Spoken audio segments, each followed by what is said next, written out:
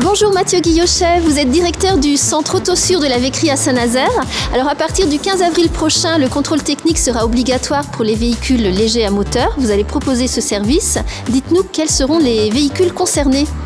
Alors, tout type de véhicule 2 roues et 4 roues à partir du moment où ils sont dans la catégorie L sur la carte grise. Ça commence à partir du vélo électrique jusqu'au quad et aux voiturettes. Quels seront les points testés? Au niveau du contrôle technique, il y aura beaucoup de points concernant l'éclairage, tout ce qui est train à vent, vérification de la chaîne, état de la tension de la chaîne, tout ce qui est bien sûr état de pneumatique, identification avec la plaque réglementaire, tout ce qui est échappement, fixation d'échappement, fixation de clignotant, fixation des cale-pieds, vérification des plaquettes de frein, des disques de frein, des commandes de frein.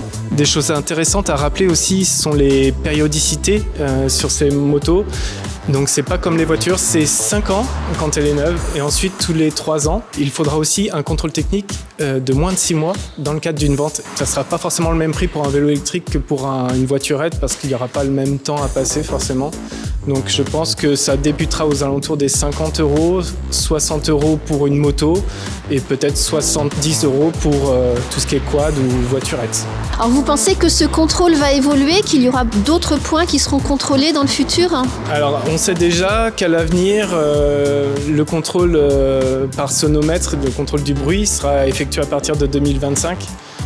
Et pour les véhicules à 50 cm3, un céléromètre en fait, pour contrôler la vitesse maximale de ce véhicule sera mis en place aussi à partir de 2025.